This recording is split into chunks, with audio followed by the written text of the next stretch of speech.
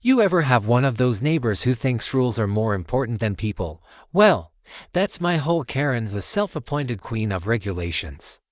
And the day she tried to fine me for grilling ribs in my own backyard, she ignited a fire she couldn't put out. It was a sunny Saturday, the kind where the air smells like freedom and charcoal. I had everything ready: the grill, the smoker, my famous honey bourbon BBQ sauce. Friends were on their way. And for once, the weekend felt perfect. That's when she appeared. Karen in her wide-brimmed hat, clipboard clutched like a weapon, lips pursed tighter than a pickle jar. "Excuse me," she snapped, marching straight up to my fence. "You do know that open flame cooking is against HOA policy, right?" I blinked. "Karen, it's a barbecue. Everyone does it." She glared at the smoke rising behind me like it was toxic waste. "I don't care if everyone does it. I'm reporting you to the HOA, and you'll receive a fine by Monday morning." I laughed. "You can't be serious." But she was. That night, I got the mail $250 fine for unauthorized outdoor cooking. That was the moment I decided, if Karen wanted to play games, I'd play better. I wasn't just going to throw a BBQ, I was going to throw the biggest, smokiest, most mouth-watering catered feast this neighborhood had ever seen. And the location. Oh, it wasn't going to be in my yard this time. Let's just say I had a surprise spot in mind, one that would make her wish she'd never opened her mouth. Over the next few days, I started planning. I called my buddy Trey, who runs a catering business. "How much for a full BBQ spread? Ribs, brisket, mac and cheese, the works." "Depends," he said. "What's the occasion?" I grinned. "Revenge." By Thursday, the plan was set. I'd found my opportunity, a neighborhood block event Karen herself had scheduled in her backyard for the whole committee. She'd invited everyone to show off her perfect garden. Perfect. If Karen wanted control, she was about to lose every bit of it in a cloud of hickory smoke and sizzling ribs.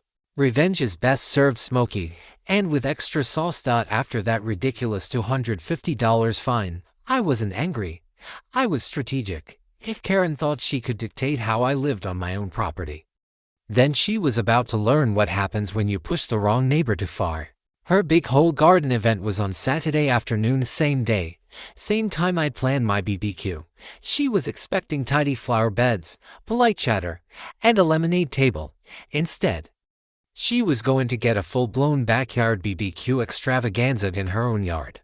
You see, Karen had a contractor coming earlier that week to power wash her driveway and set up tents for the whole meeting.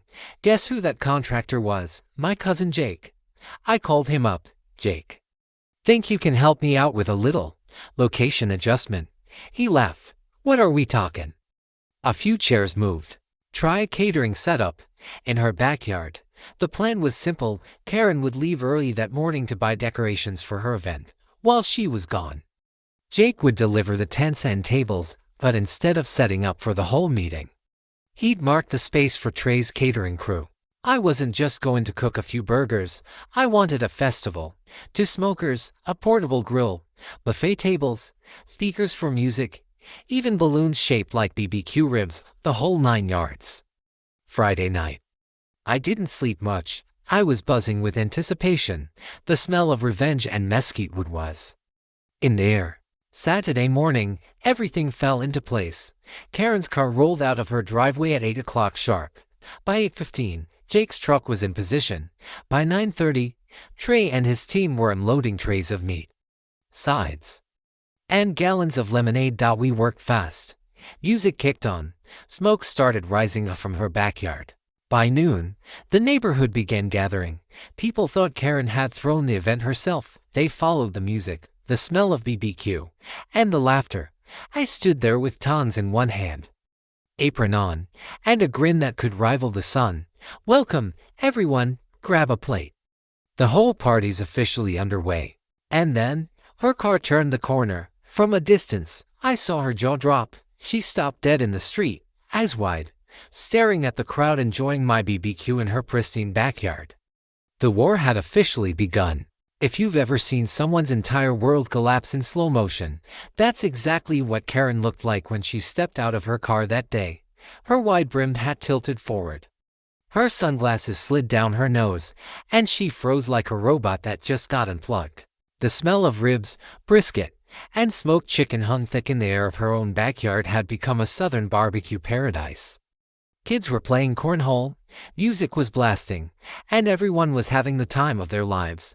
Then she saw me, standing behind the grill with a pair of tongs, flipping ribs like a champion pitmaster. I gave her my biggest, most innocent smile. "Hey, Karen. You made it. Grab a plate before it's gone." Her face turned a shade of red that would make hot sauce jealous. "What is this?" she shrieked. "Community event," I said cheerfully. "You invited everyone, remember?" She stormed past the buffet table, glaring at the trays of food and the line of neighbors praising the spread. "This is my yard. You can't just—" "Actually," I interrupted, "Jake's team got permission from you this morning. Remember, the tent setup." Her eyes darted to the canopy overhead, realization dawning. She'd signed off on it without reading the fine print Jake had slipped in. The tent setup was technically a catered neighborhood cookout, fully authorized by her own signature. Her jaw dropped. "Tricked me," I shrugged. "Karen, I just followed HOA procedure." That line, no, it broke her. She started ranting about violations and calling the board while the neighbors just laughed and kept eating. Trey handed her a plate. "Mom, try the ribs. Might cool you down." She swatted it away, barbecue sauce splattering on her perfect white pantsuit. The crowd gasped. Karen let out a sound between a scream and a growl. "Everyone out of my yard," she demanded, but no one moved. People had plates piled high with food, kids were dancing, and someone had started a karaoke contest under her flower trellis. I leaned over and whispered, "You said no BBQs were allowed in the neighborhood, right? Well, now there's only one yard that's not in violation, yours." Her eyes narrowed into slits. "You'll regret this," she hissed. "I'm counting on it," I replied with a wink. The tension simmered hotter than my smoker, but Karen wasn't done. She was about to escalate this feud into something even wilder. If Karen's meltdown at the BBQ was a storm, what came next was a full-blown hurricane. By Monday morning, I woke up to a knock on my door. Standing there were two whole board members, her clipboard in hand, tight smiles on their faces, and Karen hovering behind them like an angry shadow. "Mr. Dawson," one of them began, "we received multiple complaints regarding an unauthorized event held this weekend." I grinned. "Oh, you mean the community gathering approved by your whole secretary? I've got the sign permit right here." I handed them the paper Jake had cleverly slipped into Karen's signature pile. The board members exchanged looks.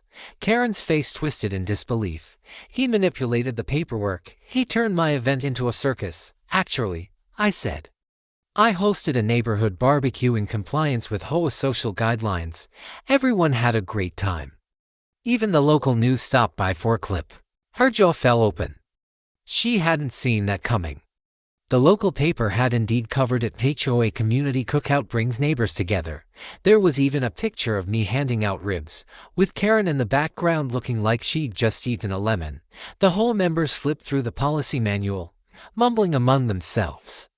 "Well," one finally said, "technically, he didn't violate any rules. In fact, this event increased community participation."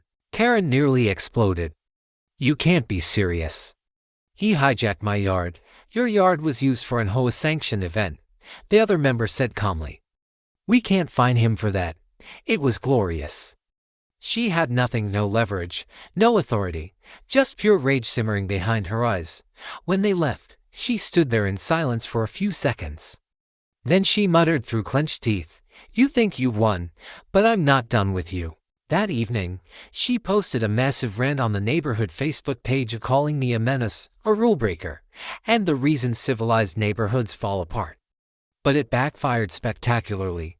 Dozens of neighbors jumped into the comments defending the best event we've ever had. "Karen, chill, the ribs were amazing. Finally, someone brought life to this neighborhood." Within 24 hours, the post had over 100 likes and none from her. I could tell she was fuming, but instead of backing down, I decided to turn things up one more notch. If she wanted to make it public, I'd make it official. It was time for the final act, one that would rewrite the HOA's rules forever. Saturday rolled around again, but this time, I wasn't just planning another BBQ, I was staging the event of the year. Karen's warnings, fines, and rants had only fueled my determination. If she wanted drama, she was about to get front row seats. I called Trey, Jake, and a few trusted neighbors. Operation Ripstorm, I said. Go big or go home.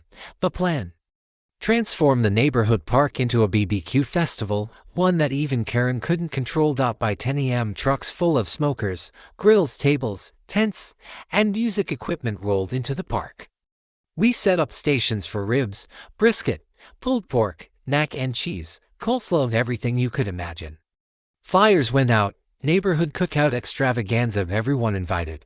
Karen, of course, got wind of it. She stormed over in her white pantsuit, sunglasses reflecting the sun like armor. This is illegal. You can't just, you can't what? I asked. Stop a perfectly legal, public park event.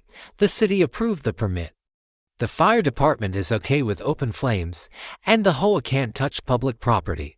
Her face twisted in rage. She flailed her arms. I'll sue, but the neighbors, they weren't listening to her anymore. They were laughing, dancing, and piling their plates high. Kids ran around with juice boxes, friends sipped cold drinks, and everyone was taking selfies with the food stations. By 1 p.m., Karen had no choice but to retreat to her SUV, muttering threats I knew she couldn't follow through on. Meanwhile, I was live streaming the entire event. The comments section exploded with cheers, laughter, and praise. Best BBQ ever. Move over.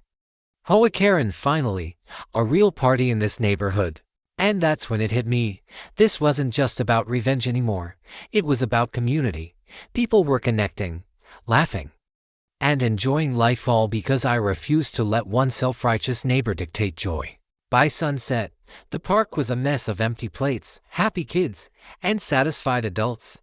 Music faded, smoke lifted, and for the first time in weeks, I felt completely victorious. Karen's threats, irrelevant. Her fines, null and void. My neighborhood, united. I looked around at the smiling faces, the lingering scent of smoked ribs, and I knew one thing for sure: sometimes, the best way to fight a Karen isn't with anger or confrontation, but with an open flame, a full buffet, and a little bit of clever planning. As the sun set behind the trees, I whispered to myself, hope you learned your lesson, Karen. And somewhere, I could swear I heard a faint grumble, but the neighborhood didn't care. Not anymore. Enjoying this wild neighborhood showdown?